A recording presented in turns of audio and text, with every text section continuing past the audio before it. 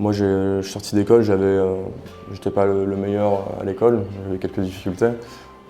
Par contre, ce que j'ai trouvé très agréable en m'engageant dans l'armée, c'est que d'où l'on vienne, ou quelles que soient nos capacités, qu'elles soient physiques ou intellectuelles, l'armée nous forme. L'armée nous forme en tout point. Et moi j'ai adoré ça parce qu'on m'a appris énormément de choses, que ce soit sur le plan physique ou le plan psychologique ou intellectuel. Donc j'ai trouvé ça vraiment intéressant et ça peut apporter à des jeunes qui sont un peu perdus, qui savent pas trop quoi faire de leur vie. Bienvenue dans Défense Zone, le podcast qui traite des questions de défense et de sécurité à travers des entretiens avec des militaires, des membres des forces de l'ordre, des personnalités politiques ou encore des entrepreneurs. Cette semaine, nous retournons au 1er régiment de hussards parachutistes, le 1er HP, pour rencontrer un jeune pilote de char AMX-10RC. Le brigadier Clément nous parle de ses 3 premières années de service, notamment de ses classes au CEFIM, le centre de formation initiale des militaires du rang de la brigade parachutiste. N'oubliez pas de vous abonner au podcast et également à notre magazine papier en vous rendant sur le site défense-zone.com ou en cliquant sur le lien en description de cet épisode. Nous vous souhaitons une bonne écoute. Donc nous sommes au sein du 1er RHP, 1er régiment de hussards parachutistes, avec le brigadier Clément. Est-ce que vous pouvez vous présenter ? Bonjour, donc moi je suis le brigadier Clément. Donc, je me suis engagé au sein du 1er RHP en 2018. En novembre, donc, ce qui me totalise à environ 3 ans de service. Je me suis engagé donc, en tant que militaire du rang, donc, en tant que première classe au tout début. Donc, j'ai effectué mes classes, ce qu'on appelle les classes grossièrement. Donc, c'est une formation dans un CEFIM, donc dans un centre de formation de l'armée de terre. Donc, c'est une formation qui dure environ 3 mois. Où on va apprendre les rudiments de base pour devenir militaire. Donc c'est 3 mois qui sont relativement durs car on passe d'une vie civile à une vie militaire. Donc c'est tout un changement dans une vie, surtout pour un jeune. À la suite de ces 3 mois, on effectue une formation de spécialité.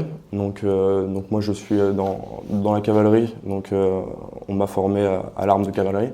Donc tout ce qui touche aux véhicules qu'on peut avoir dans le régiment. Et ensuite on a effectué 2 semaines à l'étape, donc c'est l'école des parachutistes. Donc étant donné que le 1er RHP est un régiment parachutiste, on est formé pendant 2 semaines à sauter en parachute et toute la spécialité que ça peut apporter. D'accord. Avant de vous engager, vous faisiez quoi ? J'étais au lycée, j'ai fait mes études. Donc je viens d'un bac technologique, STI 2D, donc pas quelque chose d'exceptionnel, mais voilà, j'ai fini mes études et c'est toujours été quelque chose dans ma vie que j'ai voulu faire, donc par ma famille. Donc j'ai un grand-père qui était militaire, donc ça m'a toujours tenté de faire ça et de voir ce que c'était. Et donc à la suite de mes études, je me suis directement engagé. Et pourquoi dans la cavalerie et dans les paras ? Alors ça a été un choix très très compliqué. Donc, au début je voulais partir dans l'infanterie, mais le conseiller du CIRFA m'a proposé énormément de régiments différents. Donc j'ai mon beau-frère qui est aussi dans les parachutistes et c'est quelque chose qui me tentait beaucoup, mais du coup je ne savais pas trop quel régiment choisir au sein des parachutistes et je suis tombé sur le 1er RHP. On m'a donné pas mal de documents et j'ai pu me renseigner. Et ce qui m'a amené à mon choix de partir au 1er RHP. D'accord. Vos missions ici au sein du 1er RHP, c'est quoi ? Donc à la suite de mon engagement, à la fin de mes classes, donc j'avais environ 6 mois de service. On a été déployé en Martinique. Donc pour une mission, donc on faisait on était des forces de prépositionnement en cas d'ouragan. Donc pour intervenir le plus rapidement possible dans les Caraïbes. Donc je suis resté 5 mois environ là-bas. On a été déployé en juin, s'il me semble. Et voilà, on a passé 5 mois de mission très intéressantes où on a pu effectuer des entraînements spécifiques à la mission, à une mission un peu jungle, sais pas trop comment appeler ça. Donc on a pu s'entraîner sur un théâtre qui est quand même super intéressant et on a pu faire des choses très intéressantes et spécifiques. D'accord. Combien de temps vous avez signé un contrat de combien de temps? Donc j'ai signé un premier contrat de 3 ans. Mon premier contrat c'est fini et de 3 ans et j'ai re-signé pour 2 ans pour m'aligner à 5 ans de service. D'accord. Et vous pensez déjà à l'après-armée ou... Oui, bien sûr. On y pense tout le temps, surtout en tant que jeune, parce qu'on sait pas, on a des moments où ça va être un peu plus dur que d'autres, donc forcément on va se poser des questions, mais forcément on va penser à l'après, que ça soit un après-armée ou après dans le civil. Donc moi je suis pas encore décidé, j'ai décidé de re-signer pour partir en mission et voir ce que pouvait m'apporter le régiment et ma suite dans l'armée. Donc pour l'instant je suis un peu indécis, mais le travail que je fournis et la vie que j'ai sont aujourd'hui exceptionnels par rapport à ce qu'on peut nous proposer. Je pense qu'on vit des choses au sein de l'armée qui sont complètement différentes d'une vie qu'on peut avoir dans le civil. On voit des choses, on fait des choses qui sont super intéressantes, on vit avec des gens qui nous apportent beaucoup. Donc on a une hiérarchie qui fait que les grades, on a des personnels qui sont là depuis 20 ans et qui peuvent nous apprendre énormément de choses. Donc c'est un bénéfice pour des jeunes comme moi, qui sortaient juste de l'école et qui connaissaient pas grand-chose à la vie en fait. Au sein du régiment, vous êtes également du coup pilote sur des véhicules? Oui, c'est ça exactement. Donc à la suite de ma formation et à la suite de ma mission, car quand je suis à la suite de mes classes, j'ai pas pu effectuer plus de formation que ça, étant donné qu'on est parti en mission en Opine en Martinique. Ce qui fait qu'à mon retour, j'ai eu la chance de changer d'escadron. Donc j'étais au 5e escadron pour la mission en Martinique et je suis passé au 2e escadron à la suite de ça, à la suite de la mission. Donc j'ai eu la chance d'être formé du coup sur VBL et sur MX-10RC, donc qui sont 2 véhicules complètement différents et c'est très très intéressant de voir les 2 spécificités des véhicules. C'est compliqué, la formation, pour arriver à gérer ces responsabilités-là? Alors, la formation VBL est bien moins compliquée qu'MX-10RC, donc déjà c'est un véhicule qui est pas semblable à une voiture, mais parce que y a bien plus de choses à savoir. Mais bon, piloter un engin blindé lourd comme un MX-10RC et un VBL, c'est complètement différent. Donc pour ma formation en tant que pilote VBL, c'est une formation qui a duré environ 2 semaines, où on peut voir le pilotage comme la mécanique.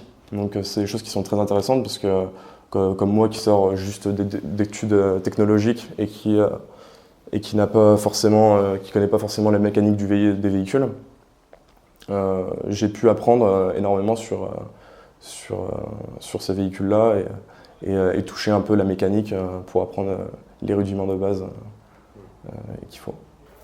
C'est quoi les compétences qu'il faut acquérir le plus rapidement possible?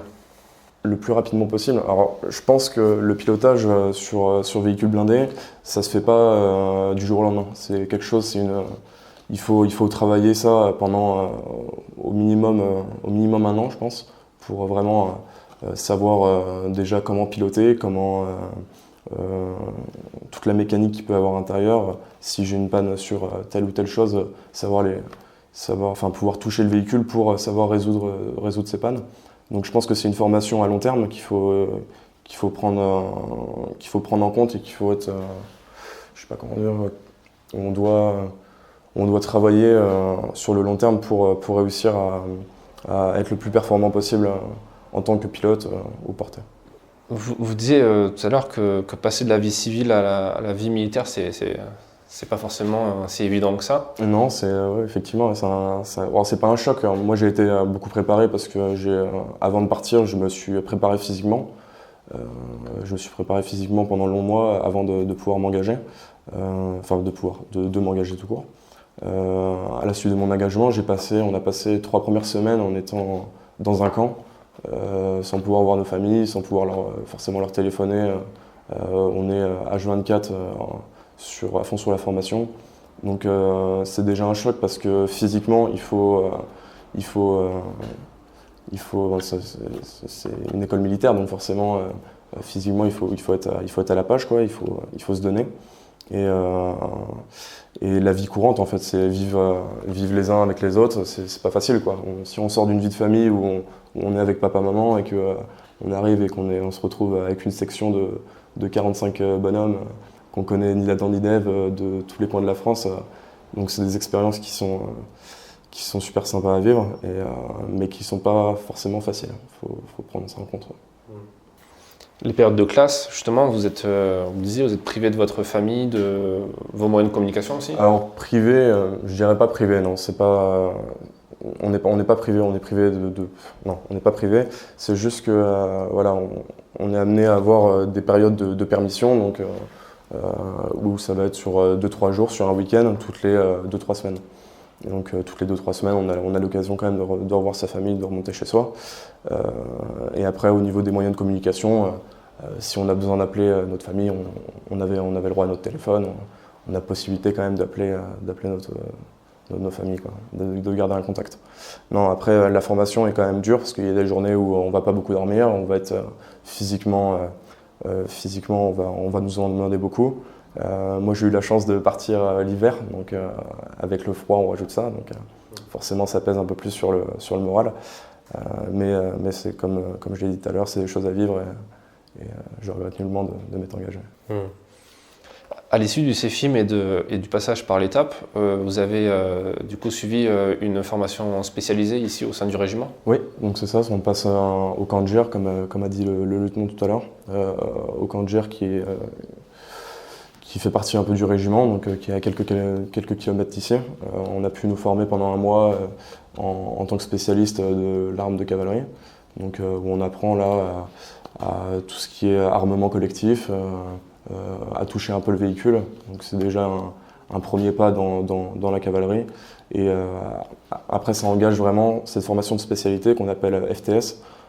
C'est vraiment pour mettre un pas dans la cavalerie et pouvoir nous spécialiser sur quelque chose de plus concret après, quoi. C'est quoi les évolutions qui vous attendent dans les prochaines années? Alors moi, à la suite de mes classes de ma VGE, je suis parti en mission. Et là, en 2021, j'ai pu passer ma formation générale élémentaire, qu'on appelle, donc VGE. Et donc ça me permet de passer brigadier et devenir chef d'équipe. Donc ça, c'est déjà une évolution pour une carrière d'un militaire. C'est une formation qui est longue et très dure, où on va nous demander de restituer tout ce qu'on m'a appris sur les 2-3 dernières années qui me séparent de ma FGI. J'ai pu arriver dans les premiers du classement, donc je suis arrivé second du classement sur 35 personnes. Donc c'est vraiment une formation où on doit se donner à fond. Il n'y a pas de repos, il y a très peu de week-ends, ça dure entre 6 et 7 semaines. Donc c'est quelque chose c'est vraiment une formation qui est super importante et où on doit se donner. Et c'est un passage pour devenir du coup chef d'équipe. Et donc cette formation peut m'apporter aussi le jour où on part en mission. Moi en tant que brigadier, j'ai la formation pour prétendre à devenir adjoint de patrouille. Donc une patrouille, ça compose de véhicules. Donc le chef de patrouille, ça va être le maréchal des logis. Et là, son adjoint de patrouille, ça peut être un brigadier chef comme un brigadier. Donc ouais, aujourd'hui, j'ai la capacité et peut-être l'envie de devenir adjoint de patrouille pour un prochain départ. D'accord. Chef de patrouille, c'est l'équivalent d'un chef de groupe? Chef de groupe, c'est ça, exactement. D'accord. Et est-ce que devenir officier, c'est quelque chose qui vous intéresse ou pas forcément? Alors sous-officier peut-être, oui. Officier, non, je ne pense pas que j'ai les capacités encore à devenir, parce qu'il faut quand même... c'est quand même des responsabilités qui sont à prendre en compte. Donc gérer 24 personnes, c'est compliqué. Moi je le vois, je suis aujourd'hui pilote VBL pour le chef de peloton, donc le lieutenant. Donc il doit gérer toutes ces petites billes pour faire ses missions. Donc j'ai pu effectuer un Santac à ses côtés.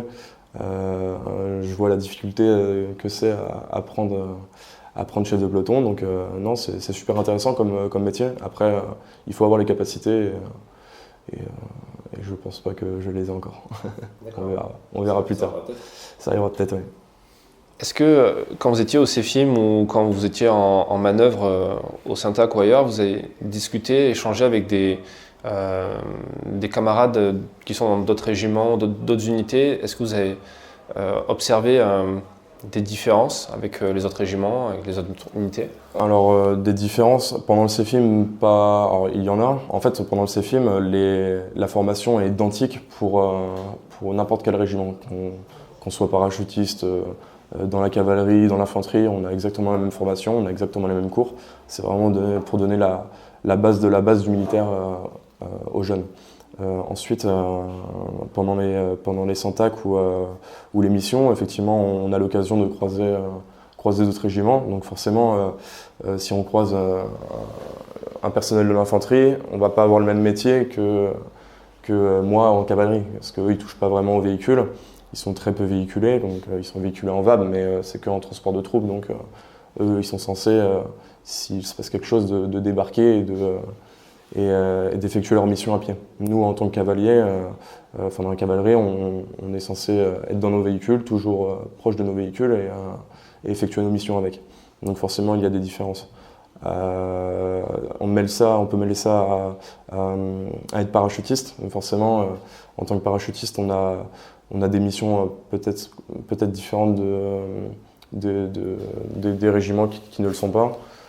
Ensuite, la plupart des missions, on nous a envoyé. J'ai fait 2 fois sentinelle. Voilà, c'est qu'on soit dans l'infanterie, dans la cavalerie, dans les parachutistes, on effectue les mêmes missions et de la même manière. Donc, En BSS, au Sahel, les déplacements se font beaucoup en véhicule, essentiellement en véhicule. C'est aussi un des principaux risques aujourd'hui. Quand des soldats français tombent au combat, c'est souvent parce que des véhicules roulent sur des IED. Du coup, il y a un risque très présent. Même si vous n'êtes pas encore parti en opération extérieure, est-ce que c'est quelque chose à laquel vous pensez? Ah oui, bien sûr, on y pense. Après, étant donné que je ne suis pas parti, je ne pourrais pas dire les réactions que j'aurais, mais aujourd'hui, oui, forcément, on y pense. On a perdu des camarades, beaucoup de camarades, mais voilà, on fait notre métier et c'est ce qui importe. Moi, je me suis engagé, pas pour ça, mais je me suis engagé pour défendre mon pays, pour ce que ça représente. Aujourd'hui, je pense que les missions en BSS sont importantes. Le travail qu'on fournit là-bas est bon et il continue à l'être. Donc je pense que tant que les missions sont réussies et que ça apporte quelque chose, que ce soit pour notre pays ou autre, parce qu'on est là-bas pour l'antiterrorisme, je pense que c'est important et voilà, moi on y pense mais sans plus. Je pense que... Quand on s'engage aussi jeune, quand vous avez pu le faire, qu'est-ce qui a motivé votre choix ou votre désir de s'engager? Est-ce que les campagnes de com, ça fonctionne? Est-ce que les campagnes de recrutement, ça fonctionne et est-ce qu'il y a une forme d'attente particulière par rapport à ce que vous voyez aussi derrière, au niveau du CEFIM, peut-être? Alors les campagnes de com, je pense qu'elles fonctionnent, parce que si on a des gens qui s'engagent toute l'année, c'est pas pour rien, hein, donc c'est que ça fonctionne forcément. Après, je pense que oui, on peut nous dire des choses à ces films qui font que, où on arrive après en tant que militaire et on voit que y a quand même une différence. Mais après, c'est pareil. Hein, je pense qu'avec Internet, on tape 2-3 trucs et on arrive à avoir des forums ou des choses qui nous expliquent bien comment est la vie de militaire. Et moi, je n'ai pas été surpris plus que ça. Moi, je m'étais renseigné avant de partir, où j'allais, qu'est-ce que j'allais faire. Et je n'ai pas été surpris. Je suis arrivé dans un régiment qui était excellent, où on peut le montrer. Je pense que le régiment part assez en mission pour savoir que on a une qualité, on revend quand même une qualité. On forme énormément de jeunes qui deviennent de très bons militaires.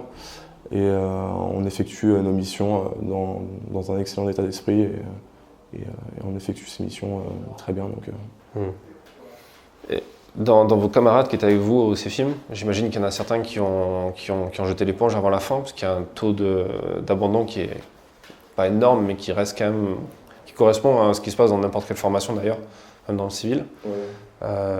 C'est des gens qui sont, de ce que vous avez pu voir, c'est des gens qui étaient plus ou moins surpris de la différence entre ce qu'ils attendaient et ce qui se passait réellement.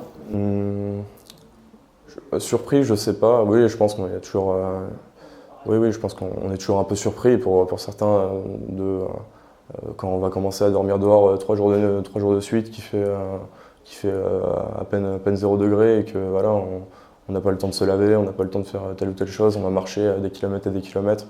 Et en fait, là, on s'aperçoit qu'on est dans le dur et que voilà, moi, c'est ce que je recherchais. Après, je pense qu'il y a des jeunes, ils